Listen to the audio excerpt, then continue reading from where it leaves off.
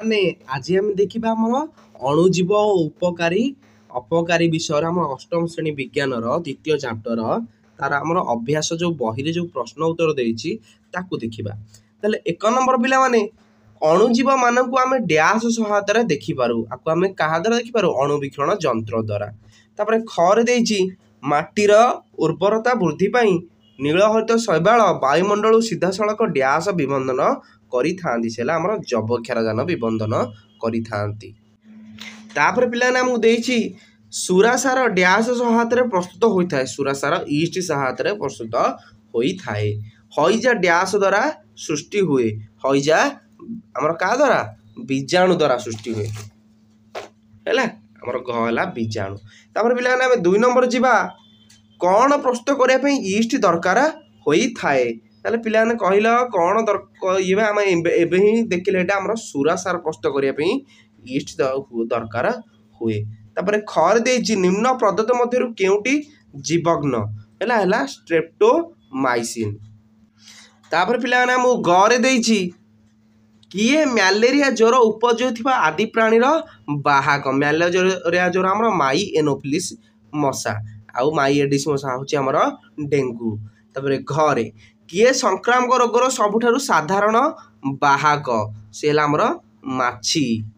ତାପରେ ପାଉରୁଟି କିମ୍ବା ଇଡଲି ପିଠଉ କାହା ଦ୍ୱାରା ଫୁଲିଥାଏ? ସେ କାହା ଦ୍ୱାରା ଫୁଲିଥାଏ? ସେ ହେଲା ଇଷ୍ଟ କୋଷର ଜୀବର ବୃଦ୍ଧି ଦ୍ୱାରା। ତାପରେ ଚରେ ଦେଇଛି ଆମକୁ ଚିନିକୁ ସୁରାସାରରେ ପରିଣତ କରିବା ପ୍ରକ୍ରିୟାକୁ କ'ଣ କୁହାଯାଏ? ତାକୁ କିଣନ ପ୍ରକ୍ରିୟା କୁହାଯାଏ। ତ୍ରିପଲ ଆଇ ହେଲା କରେକ୍ଟ ଆନ୍ସର। 3 ନମ୍ବର ପିଲାମାନେ ଆମକୁ ଦେଇଛି କ ସ୍ତମ୍ଭରେ ଥିବା ଜୀବମାନଙ୍କୁ ଖ ସ୍ତମ୍ଭରେ ଥିବା ସେମାନଙ୍କ କାର୍ଯ୍ୟ ସହ ମିଳାଅ। ପିଲାମାନେ ବୀଜାଣୁ କ'ଣ? ବୀଜାଣୁ ଆମର ହେଲା ହଇଜାରୁ କାରଣ। ହେଲା ହଇଜାର କାରଣ। ତାପରେ ରାଇଜୋବିୟମ ହେଉଛି ଯବକ୍ଷାରଜାନ ବିବନ୍ଦନ। ତାପରେ ଲାକ୍ଟୋବାସିଲସ ହେଉଛି ଆମର ବସା ଦହି ତିଆରି। ହେଲା ଇଷ୍ଟରୁ ପାଉଁରୁଟି ପ୍ରସ୍ତୁତ।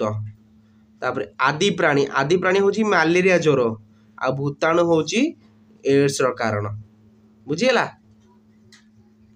4 ନମ୍ବର ପିଲାମାନେ ଆମକୁ ଦେଇଛି ଅଣୁଜୀବ ମାନଙ୍କୁ ଖାଲି ଆଖିରେ ଦେଖି ହବ କି? ଯଦି ନା ତେବେ କାହା ସାହାଯ୍ୟରେ ସେଗୁଡ଼ିକୁ ଦେଖିପାରିବା? ପିଲାମାନେ ଆମେ ଏବେ ହିଁ ପଢ଼ିଲେ ଅଣୁଜୀବକୁ ଆମେ ଖାଲି ଆଖିରେ ଦେଖିପାରିବା ନାହିଁ, କାରଣ ଏମାନେ ବହୁତ ମାତ୍ରାରେ ଛୋଟ। ୟାକୁ ଦେଖିବା ପାଇଁ ଆମେ ଅଣୁବୀକ୍ଷଣ ଯନ୍ତ୍ର ହେଲା ଦ୍ୱାରା ଦେଖିପାରିବା। ଆମେ ଅଣୁବୀକ୍ଷଣ ଯନ୍ତ୍ର ବିନା ଯନ୍ତ୍ର ଦ୍ୱାରା ଆକୁ ଦେଖିପାରିବା ନାହିଁ, ତେଣୁ ଆମକୁ ଅଣୁବୀକ୍ଷଣ ଯନ୍ତ୍ର ଦ୍ୱାରା ଦେଖି ହବ। ତାପରେ ପିଲାମାନେ ଆମକୁ ଦେଇଛି ଅଣୁଜୀବ ମାନଙ୍କୁ ଅନ୍ତର୍ଭୁକ୍ତ କରାଯାଇଥିବା ପ୍ରଧାନ ଶ୍ରେଣୀ ଗୁଡ଼ିକ କ'ଣ?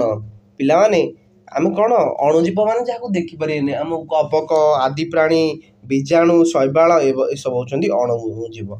ତାପରେ 6 ନମ୍ବର ଦେଇଛି ମାଟିରେ ଯବକ୍ଷାରଜାନ ବିବନ୍ଦନ କରୁଥିବା ଅଣୁଜୀବର ନାମ ଲେଖ। ସେ ହେଲା ବୀଜାଣୁ ଓ ନୀଳହରିତ ଶୈବାଳ। ବୁଝିହେଲା। ତାପରେ 7 ନମ୍ବର ଆମକୁ ଦେଲା ଲଙ୍ଗ କୋଶ୍ଚିନ୍। ପିଲାମାନେ ଅଣୁଜୀବର ଉପକାରିତା କ'ଣ?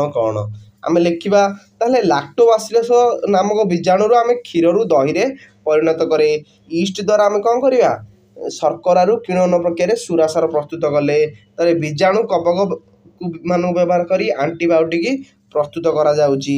ବୁଝିହେଲା। ତାହେଲେ ଅଣୁଜୀବ ମାନେ ଆମର ବହୁତ ଉପକାରରେ ଆସନ୍ତି। ଏସବୁ ଦେଖିବା ଆମର କେମିତି ପାଉରୁଟି, ଚକୁଳି, ଇଡଲି କେକ୍ ଆଦି ଖାଦ୍ୟ ପ୍ରସ୍ତୁତିରେ ଆମର ଅଣୁଜୀବ ମାନେ ସାହାଯ୍ୟ କରୁଛନ୍ତି। 8 ନମ୍ବର ପିଲାମାନେ ଆମକୁ ଦେଇଛି ଜୀବଗ୍ନ କ'ଣ? ଏହାର ବ୍ୟବହାର ପାଇଁ କି ସତର୍କତା ନିଆଯାଏ? ପିଲାମାନେ ଜୀବଗ୍ନ ଅଣୁଜୀବରୁ ହିଁ ପ୍ରସ୍ତୁତ ହୋଇଥାଏ। ଏହାକୁ ସେବନ କଲେ ଶରୀରରେ ବୃଦ୍ଧି ପାଉଥିବା ରୋଗକାରକ ଅଣୁଜୀବ ମାନେ ମରିଯାଆନ୍ତି। ଯଦି ଆମେ ତାଙ୍କୁ ଖାଇବା ଶରୀରରେ ଯେଉଁ ରୋଗକାରକ ତାହେଲେ ଅଣୁଜୀବର ଉପକାରିତା ଅଛି ମାନେ ଅପକାରିତା ମଧ୍ୟ ଅଛି। ଏମିତି କିଛି ଅଣୁଜୀବ ଅଛନ୍ତି ଯାହା ଆମ ଶରୀର ପାଇଁ କ୍ଷତିକାରକ। ହେଲା ତେଣୁ ଆମେ ଜୀବଗ୍ନକୁ ସେବନ କଲେ ଏମାନେ ଅଣୁଜୀବ ମାନେ ମରିଯାଆନ୍ତି, ଯେଉଁରା କ୍ଷତି କରନ୍ତି। ସେମାନଙ୍କ ବଂଶବୃଦ୍ଧି ପ୍ରତିହତ ହୋଇଥାଏ। ବିଭିନ୍ନ ରୋଗର ଚିକିତ୍ସା ପାଇଁ ଏକ ନିର୍ଦ୍ଦିଷ୍ଟ ଅଣୁଜୀବର ବଂଶବୃଦ୍ଧି କରାଇ ସେଥିରେ ଜୀବଗ୍ନ ପ୍ରସ୍ତୁତ କରାଯାଇଥାଏ।